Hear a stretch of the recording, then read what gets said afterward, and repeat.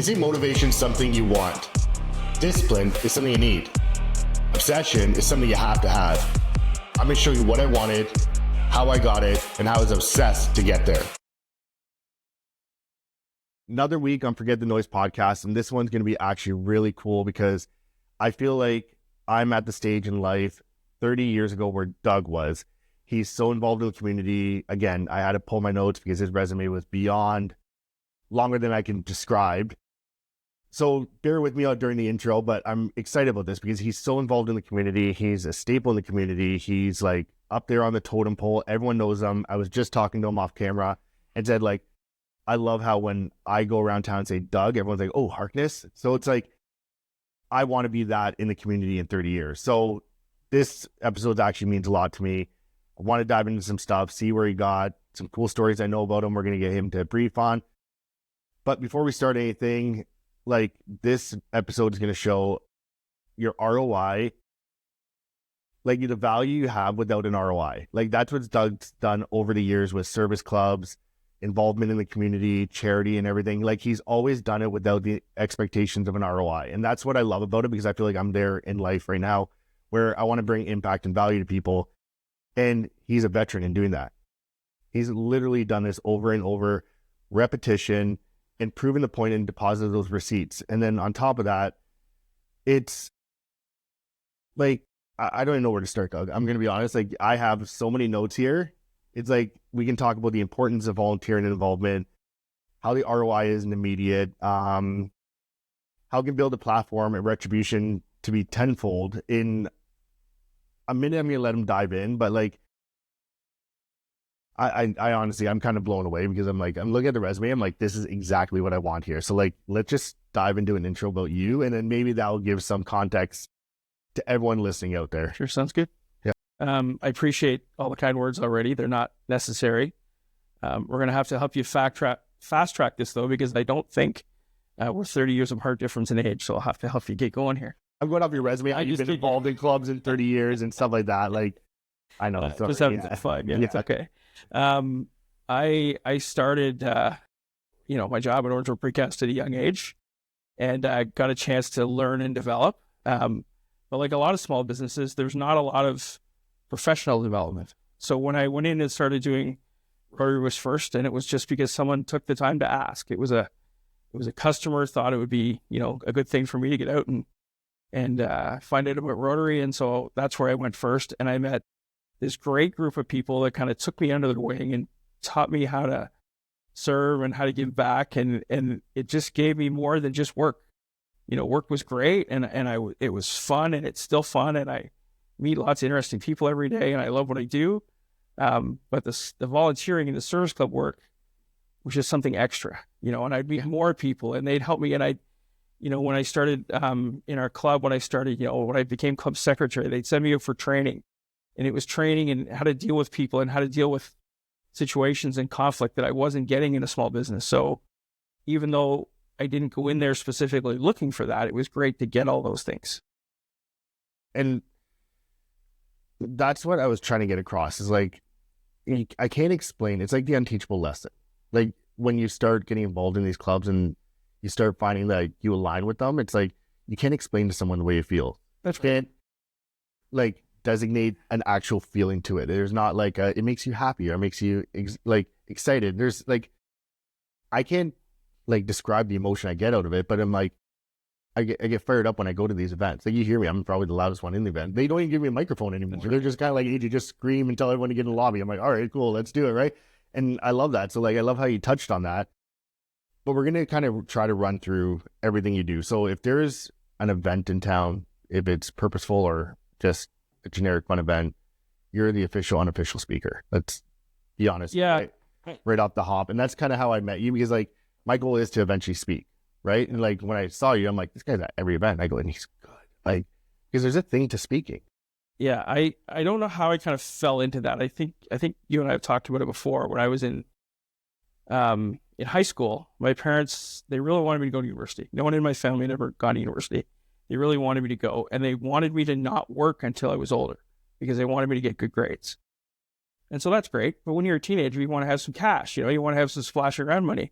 And so I really just fell into the Orangeville Legion, the Orangeville Lions Club, did these public speaking competitions. And when you won one of them, they'd give you a check. You know, it might be $250, and then you go from the community one to the next one, and they might give you a check for $500. And you're supposed to put it away for school, but if you were a 16 or 17-year-old not working, that was a long way off. So that was my spending money. So it's a pretty geeky, nerdy way to make money, but that's what I did. But what a great lesson it was later in life, because I've always been comfortable, situations like this on TV, in a crowd. It doesn't faze me at all, because I know chances are I'm going to screw up 5 times, and that's okay, because the sun's still going to come up tomorrow, and maybe I can make someone laugh. I got notes for that story later on. So first one. I mean, that's how I fell into it, and then it just became a thing that I could give, because there's so many people not comfortable with that. So a lot of the groups that I got involved in, like Board of Trade, there just was nobody else. Yeah. So it became a thing that I just did. It was a way for me to serve and give back and do something that I don't mind doing. And I actually worry a little bit about being a little overexposed. I don't want to be that where somebody shows up and goes, oh, I got to listen to that guy again, right? I just don't ever want that to happen. I never thought of that perspective, but like, you don't really talk about like anything debatable or controversial. You're just like intro, funny stories.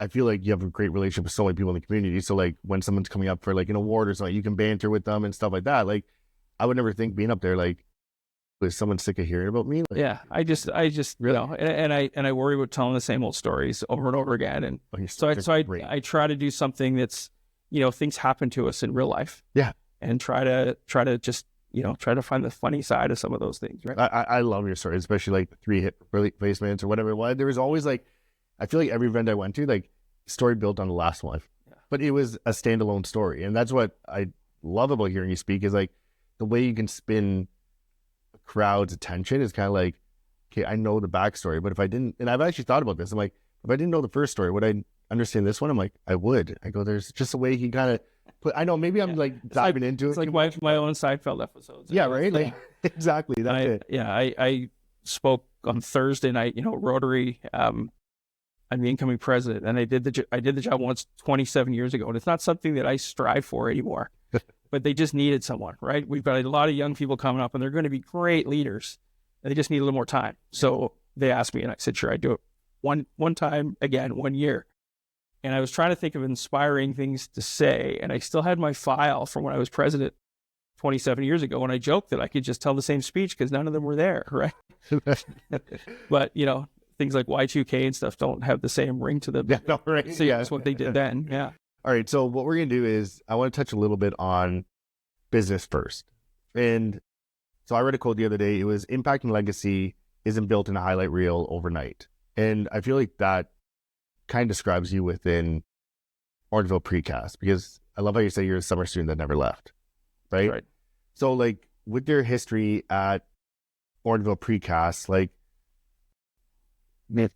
how do you find like today's workforce that like always looking for something better, always looking for something faster, because you've been there so long? Like I feel like that era of employees is kind of gone. Like I get it. The loyalty, it's kind of like me as a business owner, I find like they're very in and out, quick, looking for something better tomorrow rather than the long-term investments. Like when I have employees, I'm like, we'll start you at this baseline, but you gotta understand in 3 months, you're going to get benefits. Like we're going to bump you 20% in pay in 3 months versus 5% over the next 10 years. Like people aren't looking at the long-term game. They're looking at the right now. Instead of being here at $35 an hour, I can go there tomorrow and get 40, but you're going to be at 40 for the next 15 years. Here, you'll get $2 every year. Like, you know what I mean? It's that kind of mentality. So being there for as long as you have been, have you seen that turning generation? Yeah, I guess my own stay with itness is I love small business. I've had chances to go to bigger businesses, suppliers. They still sometimes call. And I wouldn't want to work in a place where I didn't know everybody. So it's great coming in every day and there's a chat. Even if I'm busy, I love hearing the banter in the front counter. Yeah. What the guys and women out there are talking about, just things that are going on in the world. It's great. Yeah. Part of it too is my parents taught me my work ethic. Both my parents got up early. They'd be gone before we left for school when we were in high school. Like my brother and sister and I had to get ourselves ready. I mean, lunches were made. Like we didn't miss anything by them not being there. Like we were old enough to fend for ourselves. But they taught us that, like, get up and go to work and everything will be okay. And so even though they were extremely hard workers, just circumstance, there was layoffs and stuff and I can remember those as a kid when there was like hardly any money. We weren't missing anything. There was always food to eat. There was always a warm house to come home to, but there was times where they really had to scrape by. And so when I kind of lucked into, a really good job that it was paying me well, that I enjoyed doing, there was really no thought about leaving. And, that impact of what I grew up with as a childhood, it just, I wasn't going to be that person. But at our place, to answer your question better about the turnover, yes, I see it. Well, we don't have as a company a lot of turnover. Our retention rate is really strong. And I think it's because we have a strong culture. People like to come to work. I don't know if you saw it on the board, and that was going to be my next question is like, internally though, do you find your company in specific with a small business? Because I find small businesses a little bit less than a larger company. Yeah. But once people get into that corporate franchise kind of style, they rotate a lot faster. That's right. But small businesses, like when we walk out of here, you can see on my whiteboard, it literally says culture eats structure for breakfast. And are you finding that, like, since you've been there so long, culture is a big factor in retaining those guys that tend to like turn over a lot quicker? It's kind of like you draw them in and kind of say, we keep them. Yeah. And we suck them in and we keep them. You sell that culture though right off the hop, because I find, culture is a tough word. There's companies locally that I admire for their culture. And it's taken me a while to recognize our culture. It wasn't a purposely planned thing, and it's changed. And now that we think about it more, we do plan for a little more, right? But I don't want to say we lucked into it, but we, one of the things that our guys really like about our place is there's not tons of supervision. Yeah. Here's what we expect you to do today. Here's the jobs we need you to do. Go do them. I've got work to do. He's got work to do. Go do your stuff. And we'll see it tonight at the end of the day and find out how everything went. And they love that.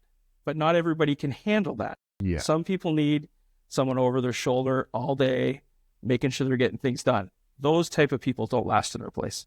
I see. The people that want to work, make some money, work with some good people, go home, they love it, they stay. And even though they might start it, they might be able to get something pretty quickly, like you were saying, a couple hours more. Once they get in and realize how much they like it there and know that they're in it for the long haul, they stick around. We've got a lot of employees that have been with us 10, 15, 20 years. That's amazing. And like, that's something to envy as a small business owner, because like we kind of did a rebrand and rebuild, but we're going on maybe 7 months ago. And it's like everyone out the door, everyone in new. Like, I know it sounds horrible, but like we're busy, we're making money, we're doing well.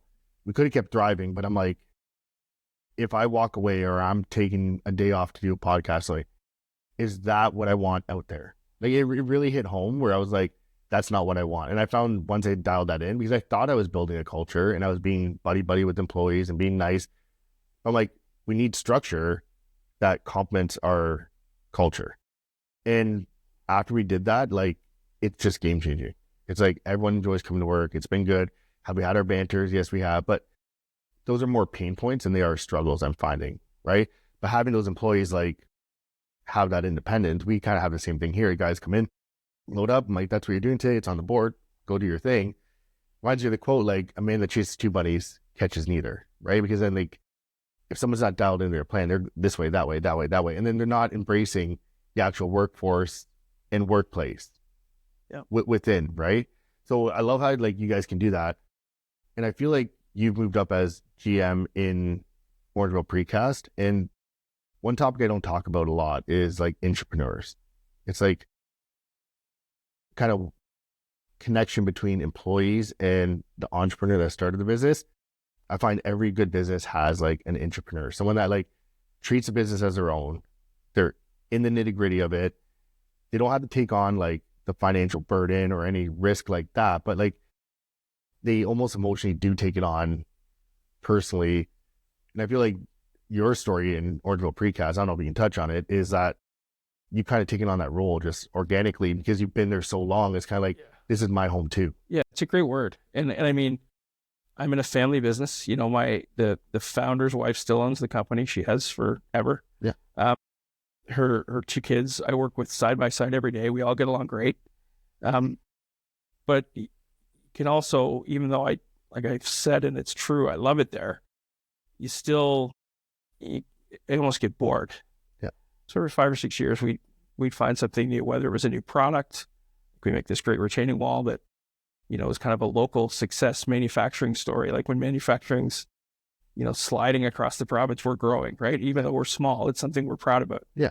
You know, putting in our own manufacturing facilities, things like that, things that we've done. We had a big fire about 20 years ago, rebuilt stronger and better after that. It was terribly stressful at the time, but now it's fantastic. We have these great facilities, right? So absolutely, we don't stand still. Like we don't, we're always trying to get better, you know, better processes, better equipment, trying to just keep moving forward, right? Trying to stay ahead of our competition, not catch them. And not as a direct owner of the company, but do you find yourself very involved in those projects or advancements or scaling processes? Absolutely. And part of the way that I manage that hands-off management style is because that's the way the owner's always treated me. Yeah. Right? If you think it's a great idea, sell it to me and we'll run with it. Yeah. And not a lot of no's, but her and I work well together, and her kids too, because I'm the more aggressive one and they're the more measured. Yeah. So everything gets thought out very well. There's not a lot of snap decisions, right? Because that's my decision-making style is let's do it, right? And let's think about it, right? You know, let's think about it. So it gets thought out. It works well. And when you started there, did you see growth in day one, or were you just a kid? I was just a kid, man. Cut rebar, and they put me out in a truck really early, like a small truck, some bigger trucks, just doing whatever I had to do, you know. And then I worked inside in the summers a little bit.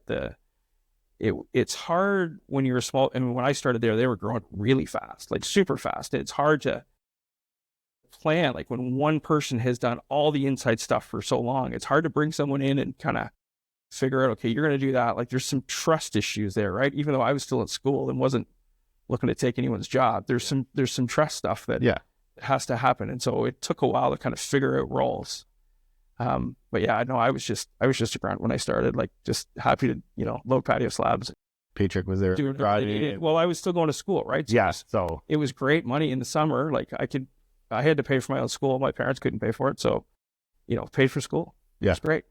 And what I love is that, like, you have this story where it's like loyalty isn't dead. You didn't pick hype over earn, and this whole kind of like always looking at their lady in the red dress. Like, I think so many more businesses would thrive if people had that commitment to it. And like, I know you said when you started, it was just a student making a paycheck, just doing what you're told to do and everything. But imagine how many businesses would be thriving if every one of them had that student that stuck around from day one, and 10 years later, like, how involved they'd be in that business, right? And as you scaled up, like what point, like, okay, you got your summer job, to recap, started working there, they started rolling you into like the inside work, the office work, everything like that. What point did you veer off into the service clubs now? Or volunteering or whatever it is, you know what I mean? Yeah, you know, like that kind of. It was, you know, and I want to talk about it a little bit because my chance to be manager was tragic, right? The owner passed away. And so his wife kept the company and asked me to take on that role. And I was still a young guy, but I thought, yeah, I can handle this. Maybe a little cocky, right? Yeah. I can do this. Yeah, full piss and vinegar. Yeah. That's right. Yeah. Exactly. That's the words. And so got at it pretty quick, but also realized, and it's still the same, like Orangeville's a small town, right? I didn't know anybody. Couldn't find Shelburne without a map. You know, but realized that backstory, Shelburne is literally one straight. It's straight. And their business is on that road. Yeah. But I realized pretty quickly that if I was going to, you know, stay in the in crowd, like get to know our customers and get to know, you know, open doors, that I was going to have to be involved in some of that stuff.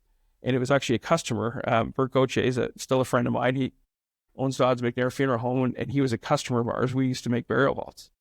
And so I was in to see him one day at Christmas, you know, taking him in a ham and thanking him for all the business. And he had the 4-way test up. And I said, well, explain to me what that's about. And so he did. And then a week or two later, he called me. He said, what are you doing Thursday night? And I said, nothing. I was a bachelor. He said, well, come on, I'll buy you dinner. And I kind of thought he meant like, you know, we'll go to O'Toole's or something, right? Yeah. Dinner. And he took me to my first Rotary meeting.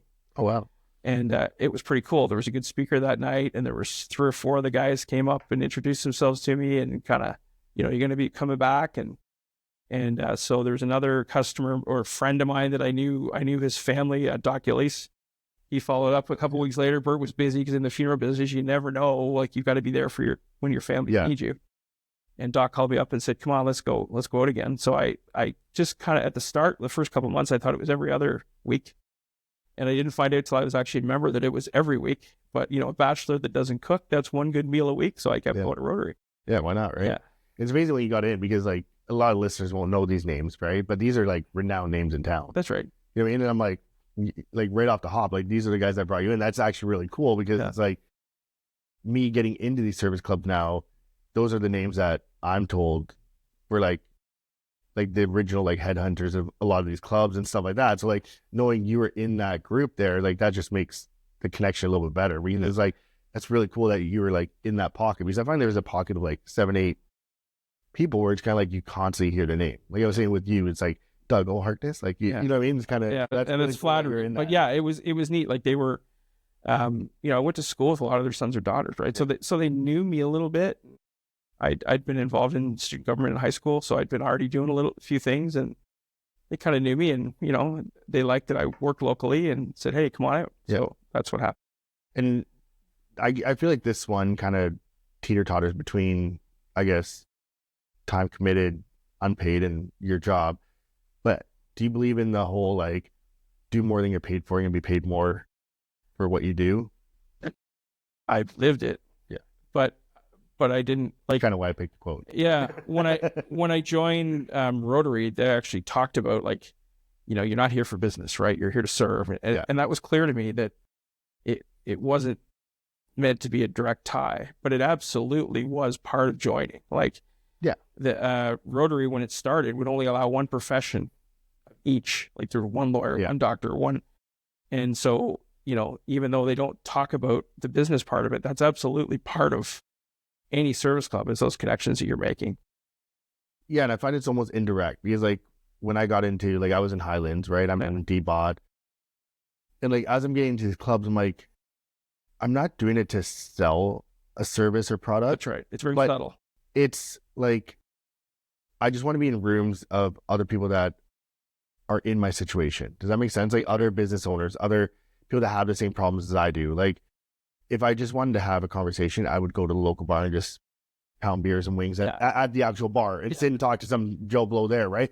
But I want to be in rooms where it's like, these people get me. And when we do stuff, I know it's going to be at the same standard I'm doing it. So when we're planning something, it's like, okay, what's next? Let's do it. Okay, let's get something done. Like Diane's great like that. It's kind of one of those, like, are we even working on this? She's like, it's done. And I'm like, this is my kind of people. But you know what I mean? Yeah. It's like getting in those rooms, and I find the more you're in those rooms, organically, you just become that person.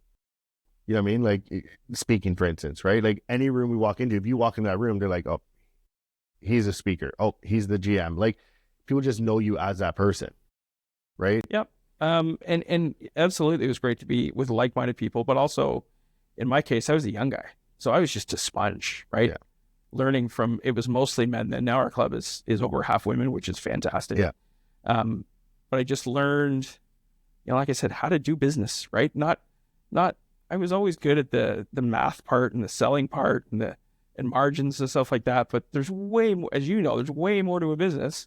Yeah. Right. You can't just sit in your office and wait for people to come in. Right. Or, and these guys had been through it all, right? They've been through the wars and built hugely successful businesses, some of them, right? And changed careers, like car dealers that became developers and engineers that, have one of the biggest firms in Ontario. Like, they're in all of Canada. Like, it's just fantastic to meet these guys. And I love being in those rooms because you hear the impact they have with the ripple effect. Like, that's why I want to touch on, because you just said that. It's like, how many high caliber jobs do they create by starting that business? And that rolls into the community, right? Like, I know people in the community where, like, I know the owner of a larger business, and they're like, oh, I'm, the direct sales manager of that business. I'm like, you must make a good living. I go, because of my friend that has that business, you are making a good living. And it's a good feeling. Yeah. It is really cool seeing all the all the connections, especially in our town, like, everybody's connected, right? Yeah.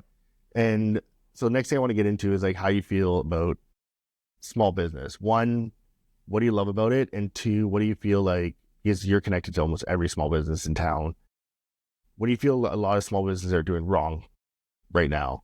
So like, what do you love about it? But then what do you find as a repetitive thing where it's kind of like, because you have the experience behind it. Like, you know what I mean? It's kind of like, Yeah, I mean, the things that we're always trying to get better on, and I mean, not everybody does delivery, but trying to get our delivery service dialed in. Like, I don't want to name any of the big companies, but we don't want someone to have to wait around from 7 to 5 for a delivery truck to show up, right?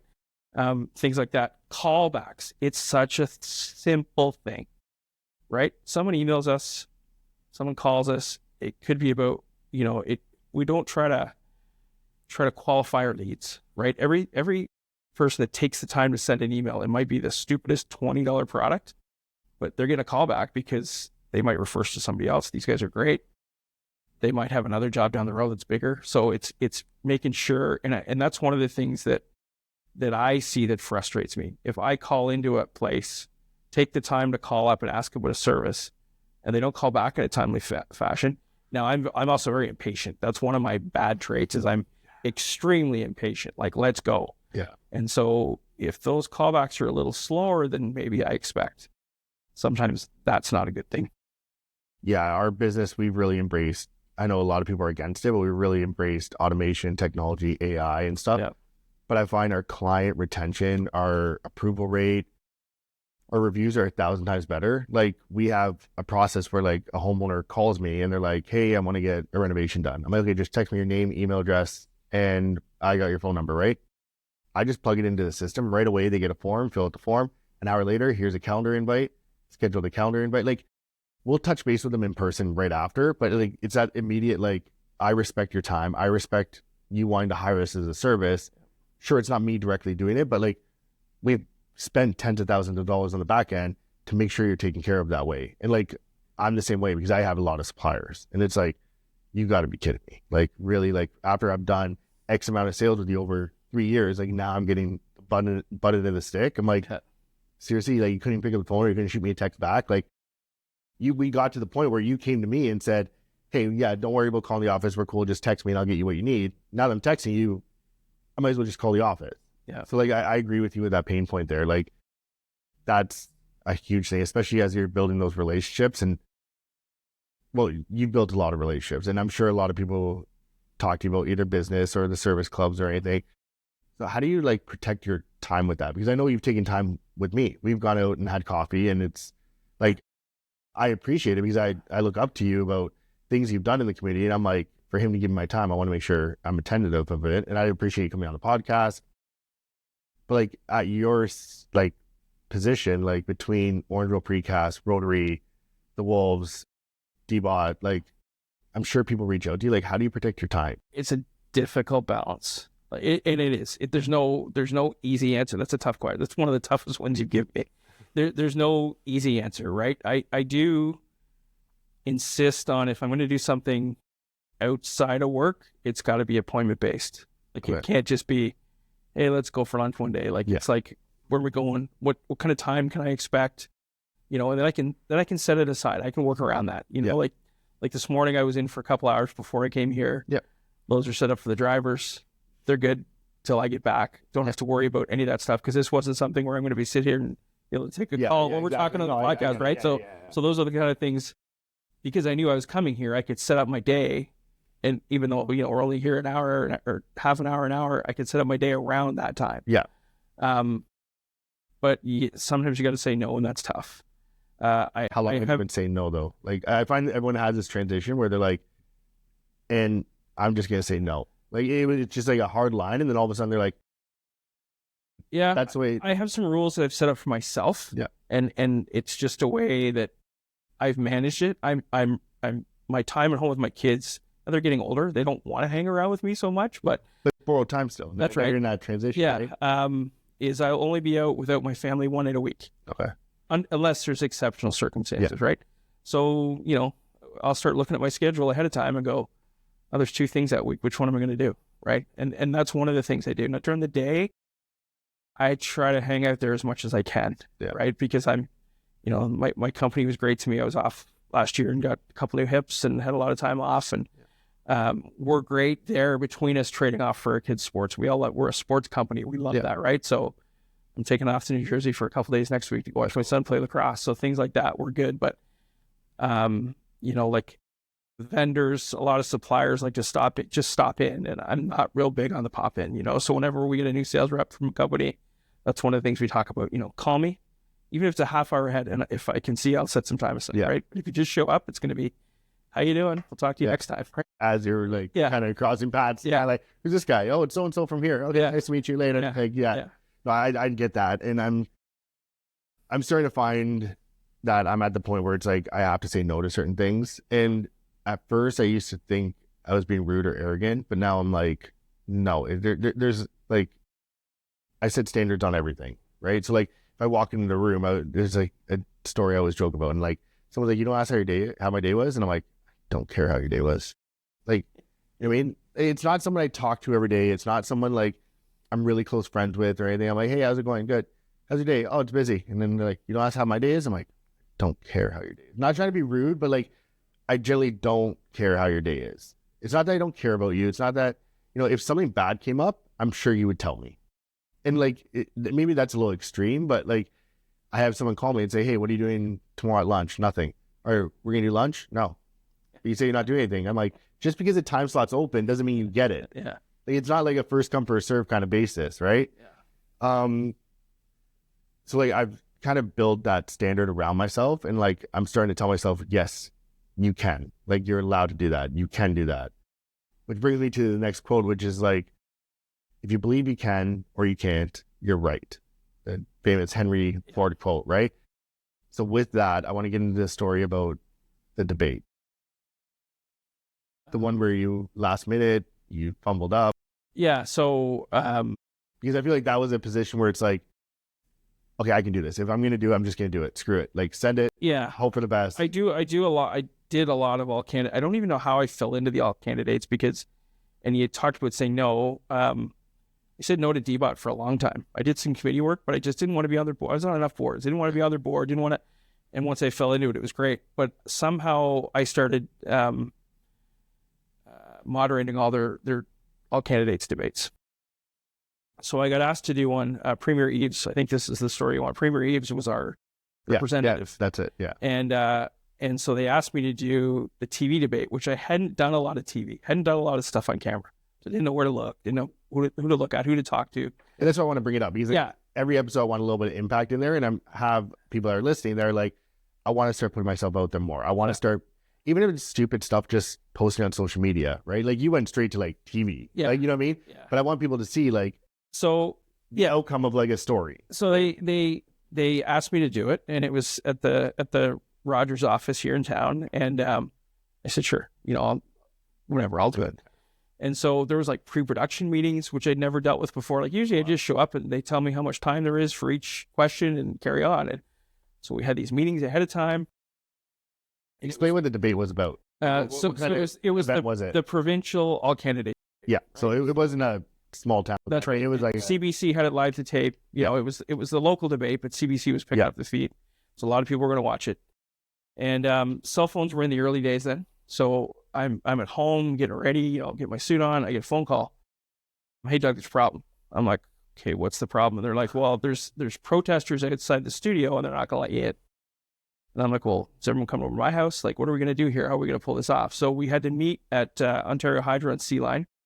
They put us all in the back of a paddy wagon. So all the candidates, myself, Mr. Eves, a couple of his supporters, the camera guys, like everyone involved with this was in the back of a police paddy wagon, and they drove us in. And we could hear the protesters banging on the walls on the outside as we're going into the cable studio. Like, this is Orangeville. Things like that don't happen in Orangeville, right?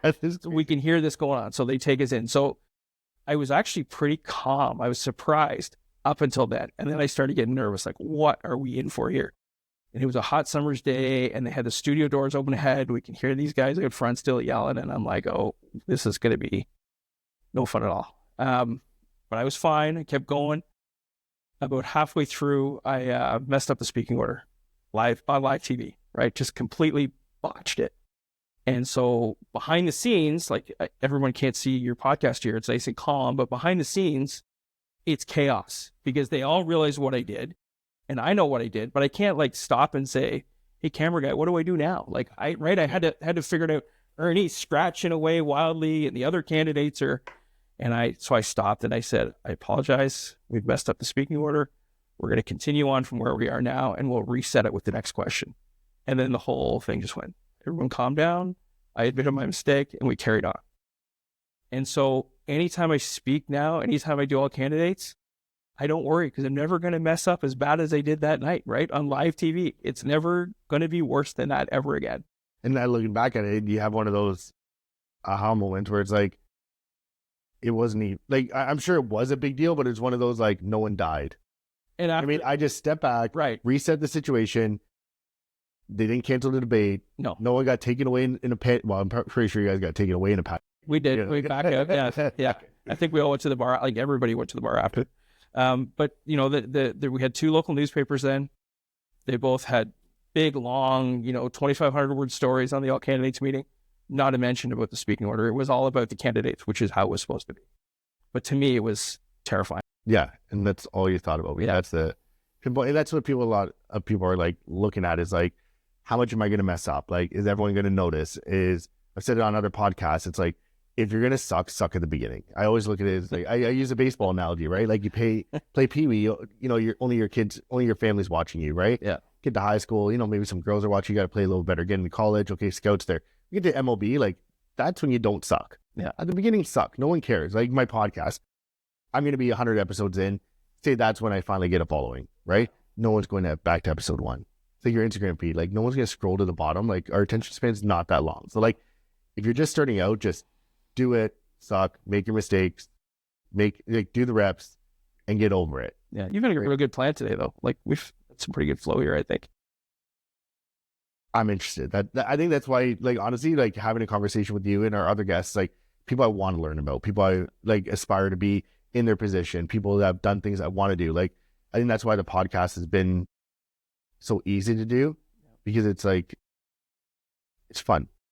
There's no pressure. It's not like I have to make sure there's 1,000 viewers to make sure I make revenue. Like there's 6 viewers, there's 100 viewers, there's 500 viewers. I don't care. Well, my family give you 50. Yeah, but you never know, right? Like, yeah. Well, a guy like this, like who knows in town of Argo is going to watch, right? Like, they've all heard enough of me. Well, speaking of the town, let's keep rolling with that. So, I got DBOT, which is a Dufferin Board of Trade. I have Home Builders Association. We have the Rotary Club. We have the Wolves, who I just found out T-Dog did some photography for, so that was kind of cool. He was here yesterday. He's like, they had photography for them. That's great. Yeah, at their golf tournament, right? There, yeah, I heard it. Yeah.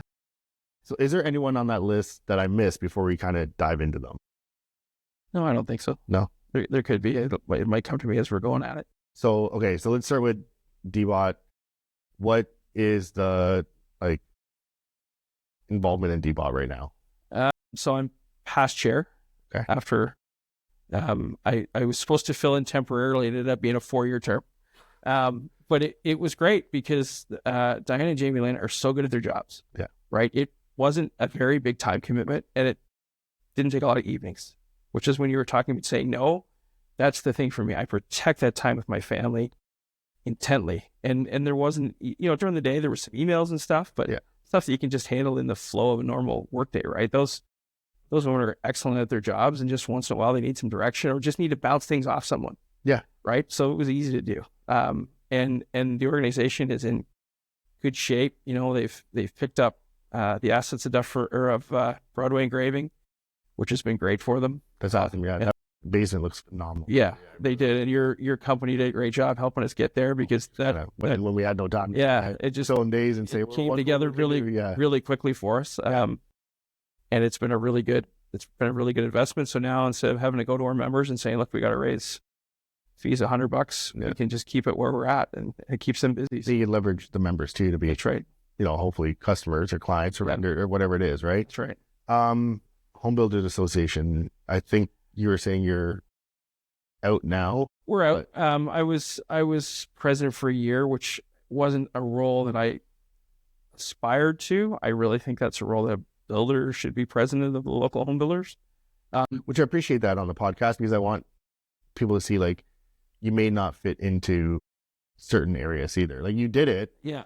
But it's good that you can openly admit saying it just didn't align with me. Yeah, I did it. It was fine. Yeah. But when I was involved, there was a real strong battle with some of the local municipalities over development charges, and I was a good one to be leading then because I could cross that bridge into both realms. So try to negotiate rather than take the sledgehammer, beating people down. So we ended up getting a pretty good deal, but it's never going to win. They're always going to increase.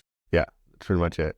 Next thing is Rotary. So I think this is your longest running. That's right. 32 years now. That's where I got the 30 from. Okay, don't make me feel bad in the media episode. I knew I saw 30 and there's a lot of information. Yeah, that's right. No, I'm just kidding you. 32 years as a Rotarian, coming up. Just started my second term as president. Okay. And I just love it. Like RibFest is awesome. Yeah. It's just it's a huge amount of work. Our folks behind the scenes, and I do a small part of RibFest compared to some of the stuff that some of our members do. To get us to that point in a couple of weeks is just phenomenal. What goes on behind the scenes? It is a massive event too. Yeah. Like there's tens of thousands of people. Like it's crazy. And if you live in the area, like not even just in Orangeville, in the area, like. And you go to RibFest, you'll run into 50 people, Like everyone goes to RibFest. Unfortunately, a few years I've missed it because we're big on camping, right? So we have the tow behind trailer and we're always gone that weekend. Yeah. Part of the reason why I picked Highland over Rotary is I heard you had to be available for that weekend. I'm like, well, that's not fair if all the members are and I'm not. Like, so I ended up going with the Highland Rotary. But like, what have been your roles in those different stages through Rotary? Because you were there like from the beginning. So I'm assuming like when you were there, was it still the day where like the men met and the women met separately? There were women when I started, but it was but they met separately. No, right? with us. Oh, with you? Okay. It was before I started. They were called Rotary Hands. Oh, that's what it was. Yeah. Okay. So our club actually this next April is going to celebrate our 90th anniversary. So thanks for asking that because it's fantastic. But no, there were women in our club, but our club has grown. Like I said, we're half now women. It's fantastic. Yeah. My role through then, the first time around, I kind of worked through all the different director spots and secretary and treasurer, and then became president. This time around, it was more, I don't want to be on the board, but when you need me, I'll be there. So they asked, and I said I would do it again, right? So it's a little bit of a shorter commitment. RibFest has grown from, I don't know, we had 10 or 12,000 people through the first year. Now we get like 25,000. Yeah. And then great funds that go back into the community. So yeah, that's awesome. Yeah. So that's your longest standing club. Do you see yourself consistently just with it involved? I don't see how I would ever leave. Like I just don't. I don't see that door is not there. Like I don't know. Maybe when I retire from work and I'm not driving to Orangeville every day, maybe I won't want to come back on Tuesday night to go to Rotary. And that's cycling back to the feeling like we were talking about at the beginning episode. Is like you can't explain that feeling. Just kind of like it's just natural. Like I don't see myself not doing it. I don't see myself not being involved. I don't see myself not helping out or committing to something like that. And then last I want to save was the Wolf. So the Wolf. Now I want to dive into some detail because that one's really cool. Like there's a huge story behind that. Right? So a passion play for me. I was really heavily involved for 17 years, and I still kind of help out where I can now. Some other folks have taken over, kind of my GM role, and it was founded by a man named Dan Stone, and I came along in year 2, and just thought it was awesome. It's how I met my wife. It's just a real strong grassroots organization. It has remained that way. It's a hockey team for developmentally challenged athletes, so there's a lot of autistic players, Downs players. There's a lot of different, there's people that have had brain injuries from car accidents, and they just all fit together, and it gives them a place to belong, and gives us a place to belong. I mean, they bring us in. It's not like we're doing it for them or doing it to them. We're part of the team, and it's awesome. There's travel every year to a tournament. Every other year is an international tournament. So with the Wolves, I went to London, England, and Washington twice, and Boston, and Detroit, Virginia, a lot of tournaments in different places in Canada. We planned a trip out to Kelowna that I had to miss because my son was born. I wasn't going to miss that. And they're looking at going to the East Coast now. It's phenomenal. It's just a great group. And that's why I want to save that one for last, because I feel like certain clubs and involvement bring you like purpose, and then other ones bring you connection. And I feel like the Wolves one is a connection one, and the other one has, I know there's connections in stuff like Rotary, but there's a purpose behind it. We're going to raise funds for the town, and we're going to just, give up our time and our efforts and organization to provide for something, but I feel like there's also like the Wolves who have like physical connection, right? That's right. Like, and there was the two big things the Wolves did when I was there was the trip to England. And I remember when we were like, so the international tournament moves around. And when they decided to hold it in England, it was a little bit controversial in our hockey community because a lot of clubs said, we can't afford to go there. We said, well, that's fine, but it's not fair that they fly over, these three teams in England fly over every year to the tournament in North America, right? Yeah. So we got to try to give back. So we, as a board, we talked about it, and even in our board, it was a little bit of conflict, which was pretty rare. It's like, how are we going to come up with this money? And I'm like, we'll do it. And the community came out in spades. Like, the Lions made huge donations, and Rotary made huge donations, and the business community supported us, and it was really easy, honestly. Like, cool. We put it together in no problem. That was in 2006. And then in 2010, we decided to host the international tournament. And everyone thought we were nuts because it hadn't been done in a small town in 20 years because it had grown so much. And we said, no, we're going to do it. We're going to do it here. We're going to do it great. And it was at that point the biggest one there'd been. There was almost 900 athletes for the banquet dinner on the Saturday night. We had 1,600 people out at the fairgrounds. That's crazy. And it was an awesome event. It brought the community together. Like, if you lived in Orangeville, if you were in Orangeville that weekend, you knew what was going on. You were going to watch hockey, even if you've never watched a special game before. That profile is huge.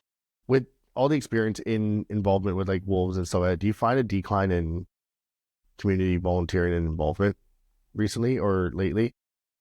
COVID smacked it. Yeah. I mean, but even like a younger generation, do you feel like when you were getting in there, do you feel as many 18 to 25-year-olds were getting involved then as they are now? In our club specifically, there's more than when I joined. Was there? Like, we have 5 or 6 members now under 30. And when I joined, I was the only one. People have to ask them, right? You know, people have to be asked to go. That's right. People aren't going to go find it. And one of the things we're talking about at our Rotary Club does I won't keep going back and forth, but our Rotary Club does an event called RILA, and it's Rotary Youth Leadership. Used to be called Award. I forget the A, but it's like a business development for young people out at the Ecology Retreat Center. And youth come around from all over this part of Southern Ontario. The last 2 years, the student we've sent has joined our club right after. Oh, wow. And so one of the things we're talking about with RibFest is we talk to a lot of people like you. We'll talk to these guys at RibFest, and they'll ask about Rotary. And we're not doing a good job at RibFest of getting those folks out into our club. So that's one of the things we're going to keep working on. The Wolves have had no problem getting volunteers. You get parents volunteer, other people. Yeah. They're the unicorn. Yeah, that's awesome. So a few small questions here. Like, what do you find individuals who volunteer, get involved in community, help out? Like, if you're going to talk to someone right now and say, like, and someone's like, I kind of want to get involved, like, tell them what they'll get out of it. Like, what's your perspective of getting out of it? You get life. If I just went home and, sat in the backyard and had a beer every night, well, my kids are going to do the same thing when they're older, right? That's awesome. I'm busy. Awesome. I'm busy. I follow my kids around at every sporting event. Sometimes I'm involved as a coach or a manager or a trainer. Last night at my house, there was no one home.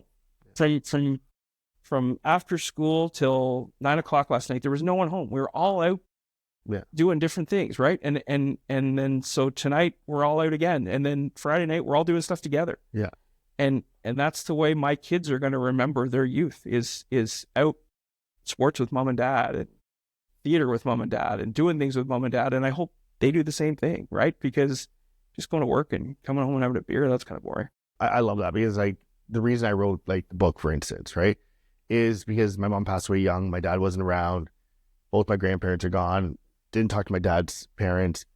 And I went to go look for a picture or something. I'm like, I don't have pictures of my family. I'm like, there's no effing way my kids are going to grow up like that. Like, I'm going to leave my fingerprint on the world and get involved. I'm going to write my book. I'm going to do, and it's like something tangible. You know what I mean? And like, they're going to look at that and say, okay, my dad was involved in this, this, and this, and this. And my dad wrote a book and my dad had a podcast. Like, it's like, I'm not doing it for me. Like, I am doing it for me because I do like being involved, but there's a subconscious reason behind it. And I love how you brought that up because, like, it matters. Yeah, it really does. 3 quick questions now. One, what does Doug want to be asked? If you got to sit down with an idol top interviewer in the world, 5 minutes of fame on TV, like what's one question you want to be asked so you can give the answer you want to give? So I've only been asked that question once before. I was lucky enough. John Tory, who's my political hero, was our representative. And the first time I met him, I sat across a small table from him like this. And he said, "You're me, and you can fix the province of Ontario. What would you do?" And I just sat there and looked at him like, really? You know, and I've been asked about, you know, if you could go back in time and spend time with any person alive or dead and have a conversation, I would say I'd want to talk to my mom, you know, more time with my mom. That's what I would want. I don't have that vision for the world, only my own little world. Yeah. You know, and so the question would have to be about that. And it would just be more time, right? More time. I want more time with my kids and my family and my friends and work. And it all seems to, especially as I'm getting older, you know, I was joking about the 30 years, but as I'm getting older, it's going by faster and faster. I wanted to slow down. I don't want to stop doing things. I just want time to do more. I can appreciate that. And like, I'm at the point where I'm trying to go full speed. Like there are days I'm tired and stuff, but like, I'm starting to think about that. My son's going to university in 2 years. Like my daughter's in grade 9, going on grade 10. I'm like, I'm on borrowed time. Like I got to like put something out there. I got to accomplish something, but I also got to split my time and make sure it's protected when I'm with my family. Like even now, like my kids go out at night. They're like, "Dad, can you pick me up?" I'm like, "Yes, 100%. I will pick you up." Because I don't know when the last time I'm going to be able to pick you up is. Yeah, that's right. So what's next? So 2 more questions. One is, what's next for Doug? Like, is there a plan, or you're just going to keep rolling with momentum? Just, you're at the point where you're like, I'm trying to, I enjoy it. I joked about it. Our friend Diana gave me a hard time because I wrote or said that after Rotary, I don't want to lead anything again for a while. And it's not like I want to stop, but my kids, the next phase of their life is changing, and I want time for that. Right. And I, you know, our son's going to university. This is going to be the only dad brag I'm going to do on here, but he found out last night that he made Team Ontario lacrosse. I'm not missing a game. If he's still playing lacrosse in university, I'm not missing a game. Whether it's here in the States, I'm going to everyone. So I'm trying to make sure that I'm not letting people down when that time comes, because that's where I want to be. It's so awesome that you're at that stage and you acknowledge that, right? Because so many people get caught up in the hustle and bustle, and it's one of those like it's gone already, right? Last question, and I love this question. It's always my favorite. What would you name this episode? Thoughts about life. Thoughts about life. I like that. T-Dog, write that down. Okay, yeah. So 1, I appreciate you coming on. 2, hopefully we covered everything that you wanted to cover, or at least touch base on it. I don't know if we missed any. This was great. I didn't know where it was going to go, so it's gone by really fast. Yeah.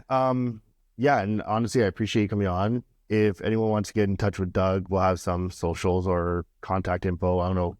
You want any of that? If you need a speaker for an event, he's phenomenal. I don't know if he wants to. You know, he might be traveling around watching Ontario lacrosse. But again, this episode kind of touched home for me because I love community involvement. I love giving up time, bringing impact, servicing for a purpose. I'm just at that stage in life, and Doug has done that 10 times over. You've heard everything he's been involved in, the experiences he had, connections he's made, and like I'm thriving for that. So it was great sitting down with them. Another episode of Forget the Noise podcast. Make sure you tune in to next week and the week after. We have a lot more cool guests coming up. Besides that, I guess I'm just signing off. Thank you again, Doug. Thanks, Adrian. This was great. Awesome.